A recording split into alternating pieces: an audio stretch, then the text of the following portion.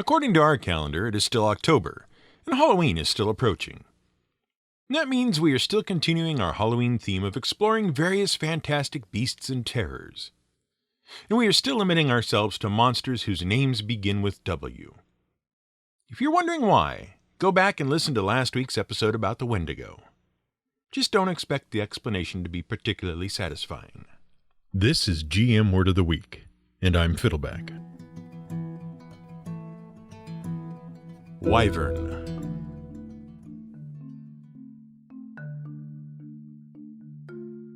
We here at the Word of the Week must admit to a certain level of pedantry. We are undeniably concerned with details and minutiae, and quibbling over said details.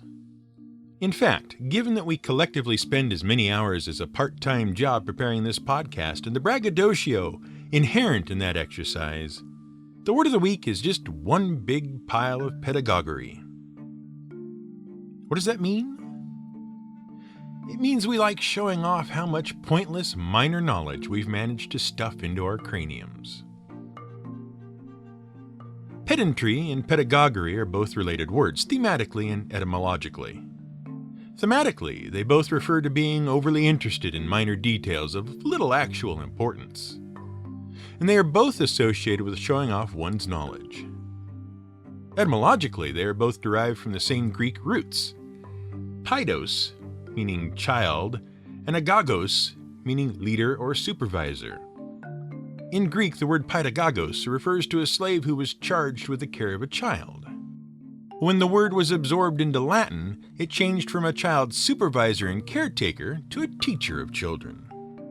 And that is how it found its way into the French as pedagogue, a teacher. But round about the 1600s, the word picked up some negative associations. Specifically, it came to refer to an overly formal and overly dogmatic teacher. And that connotation may have gained popular traction due to British naval administrator Samuel Pepys, whose diary was the most famous diary in England, at least until Bridget Jones. But Pepys had more in common with Forrest Gump than Renee Zellweger. Samuel Pepys was born in 1633 to a London tailor and was of unremarkable birth and parentage. Despite that, he rose to become one of the most important men in Britain in the 1600s. He was a member of Parliament. He served as England's first Secretary of the Admiralty. He was confidant and personal secretary to both Charles II and James II. And he was the president of the Royal Society and personally accepted for publication Sir Isaac Newton's seminal work, Philosophiae Naturalis Principia Mathematica. But none of that is what made him famous. What made him famous is that he started keeping a diary while at university, and he wrote daily for pretty much the entirety of his life. As a result, he provided one of the most complete records of the social, cultural, political, and historical events of the English Restoration, in which the English, Scottish, and Irish monarchies were restored following a lot of very complicated political turmoil and major cultural changes in England. The Restoration laid the groundwork for the glorious, or bloodless, Revolution, which we've discussed before on the show. But we digress. The point we wanted to make is that we're a bunch of pedantic pedagogues who like bickering over tiny details and showing off how much we know about very minor, very esoteric things. But even we have our limits. For example, when we started researching this episode, the word is Wyvern in case you have understandably forgotten, when we started researching this episode, we were put off by the number of articles and videos on the internet arguing about whether George R.R. Martin's dragons in his Song of Ice and Fire series are really dragons, or whether he got it wrong and they're actually wyverns. The correct answer, of course, is that they are dragons because Martin says they are dragons, and it's his universe, and he can define completely non-existent creatures however he'd like. And as silly as we think the argument is, we have to admit a few things. First, Martin himself acknowledged that his dragons looked like wyverns. Second, Martin explained that he had a very good reason for making his dragons look like wyverns. Third, the one key detail that has created all of the arguments, the one that Martin himself acknowledged with good reason, is actually the detail that led to the invention of the wyvern. And interestingly enough, the mess is rooted in something that is totally unrelated to the monsters themselves, and yet is something else Martin makes a big deal about. So let's disentangle this whole story. First, let's start by defining the wyvern. A wyvern is a giant serpentine flying monster. It's a lot like a dragon. And while features vary from depiction to depiction, most wyverns have some common traits. Wyverns are generally very serpentine with long, sinuous bodies, long necks, and long tails. Wyverns generally have barbed or spiked tails. And unlike dragons, wyverns only have 4 limbs. Now we know what you're thinking. Most dragons, the Western ones at least, have 4 limbs. 2 in the front, 2 in the back, right? Well, not quite. Because you're not counting the wings. Wings are limbs. And the story of the wing is the story of the limb. In case you somehow don't know, a limb, biologically speaking, is a very complex collection of multiple bones connected by muscles and tendons that sticks off a living thing. Arms, legs, flippers, prehensile tails, and wings are all limbs. And they have a complicated history. Until about 380 million years ago, limbs didn't exist at all. At that time, if you were around, you lived in the ocean. And if you happened to be a fish, the best way you had to get around was with fins. Now, fins are simple little things. Basically, you have a few slender rib-like bones with a thin membrane between them to create a sail-like appendage. You can wave it around and propel yourself forward. But that's about all you could do. And then, the lobe fins evolved. Lobe fins were fish whose fins were a little more complicated. The bones inside were bifurcated, they branched, and that allowed for a little more complex movement. And that changed everything. Within a few million years, there appeared a species of fish known as Tiktaalik rosea, whose lobed fins were just complicated enough that it could actually drag itself out of the water and crawl along the coastal wetlands. It couldn't walk exactly, but it was getting there. And it had rudimentary structures that would grow into wrist and ankle bones. Over time, those limbs, 4 of them, would continue to evolve and specialize. And the lobe fins were so successful that they became the template on which all vertebrates, creatures with backbones, would be based. And that is why, today, if a vertebrate, which includes birds, reptiles, and mammals, if a vertebrate has limbs, it's got 4 of them. Now, the journey from limb to wing is even more complicated, and there's still a lot that we're very unclear on about how wings might have evolved. It doesn't help that wings have evolved differently in different classes of animals. Winged mammals, like bats, have leathery membranes, whereas birds have feathery wings. And bird wings themselves are a ridiculously complicated marvel of biological engineering, as are their feathers. A bird feather consists of a central vein structure from which hundreds of filaments sprout in a flat sheet. Those filaments, called barbs, are covered with microscopic hook-like protrusions and tiny grooves. These hooks and grooves lock together like Velcro, so that the feathers form a lightweight, flat sheet. As complicated as feathers are, though, ornithologists like Yale University's Richard Prum are discovering how they are genetically similar to reptile scales. In point of fact, many birds have both scales and feathers. A chicken's legs, for example, are covered with reptilian scales. And it now appears that some of the dinosaurs in the late Cretaceous period may have had rudimentary fluffy feathers. Those feathers lacked the interlocking structure, though, that was required to make the flat, aerodynamic sheets that would allow birds to fly. The point is that wings and arms are basically cousins. And if you look at the underlying bone structures, you can see the similarities. Like human arms, bird wings consist of an upper arm known as the humerus and a pair of bones in the lower limb known as the ulna and the radius.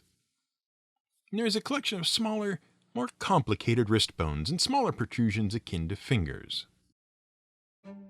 But dragons and wyverns don't have feathery bird wings. Except for the coatl, of course. But that's another story for another time. Dragons and their ilk are generally depicted with leathery wings like those of bats, and the skeletal structure of bat wings is much more similar to human arms. In fact, bats are part of the order Chiroptera, which is Greek for hand wing. If you look at the bones of a bat's wing, you'll find the same upper and lower arm bone structure.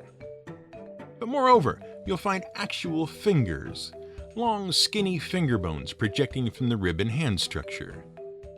Those fingers are what support the patagium, the very thin membrane of skin that stretches between them. In fact, bat wings are much more flexible than bird wings. Bats generally have one claw-like finger separate from their wing fingers. And that claw allows them to use their wings like forelegs, crawling around on all fours.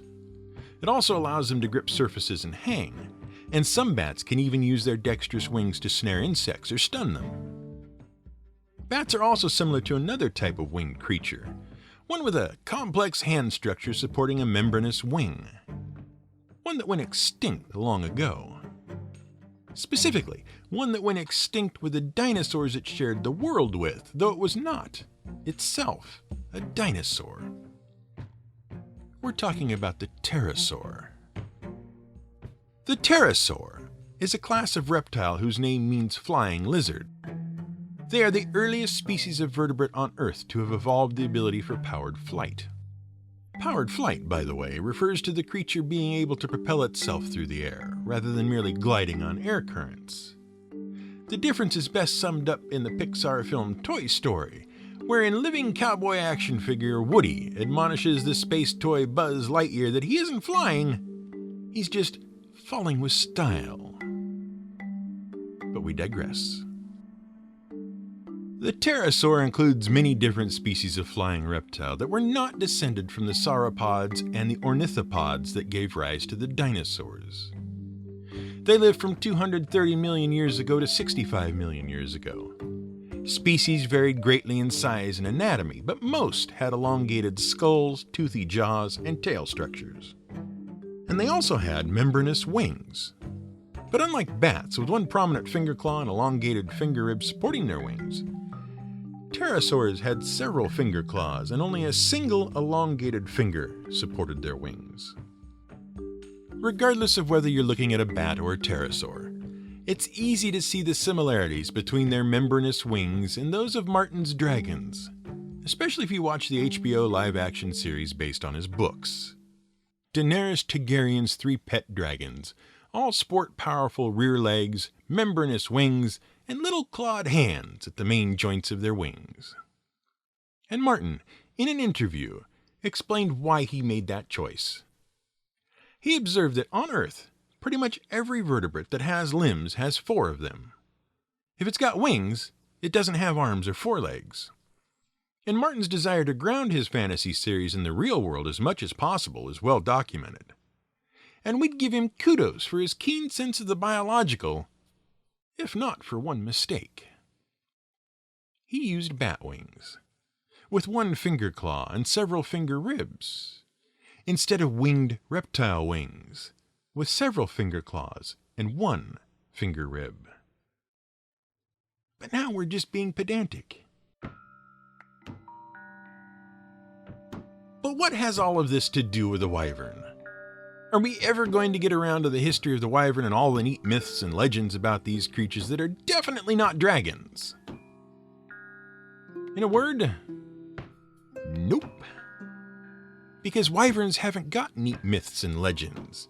Because the truth is, for all that we might want to argue that the wyvern and the dragon are distinct creatures, the fact is, the wyvern is basically just a misdrawn dragon. And no one cared very much until the 16th century, when a group of very pedantic nitpickers suddenly made a big deal about it. First of all, the word wyvern comes to us by way of the French wyver, which itself comes from the Latin word vipera, which means viper or snake. But the name didn't much matter before the aforementioned sudden nitpicking in the 16th century. The story of the wyvern actually starts well before the 16th century. It starts with armor. Consider what happened at the Battle of Hastings in 1066 CE. That was the battle in which William the Conqueror led his Norman army in the conquest of England. During the battle, a rumor had spread amongst the Normans that William had been killed in battle. But William came forth, removed his helmet, and proved that he was still alive. Easy, right?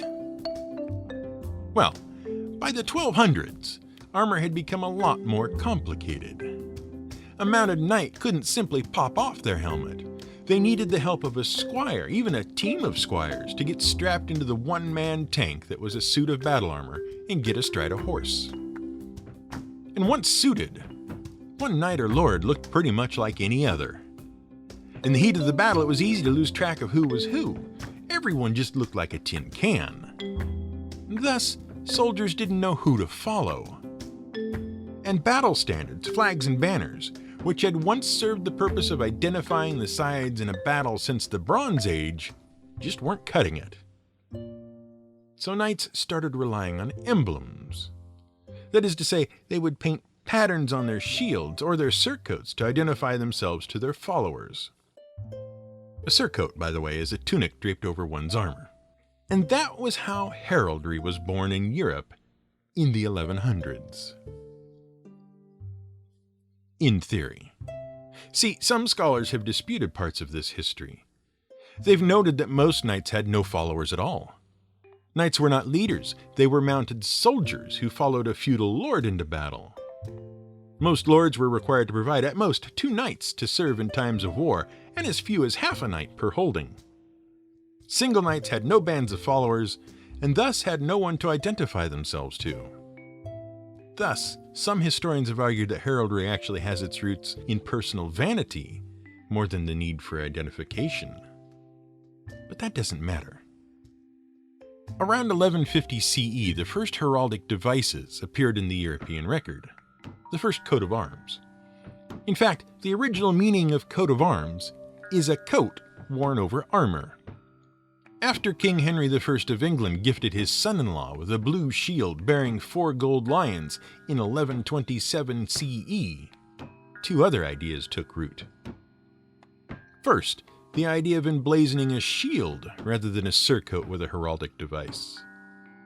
Second, the idea of a coat of arms being passed down along family lines.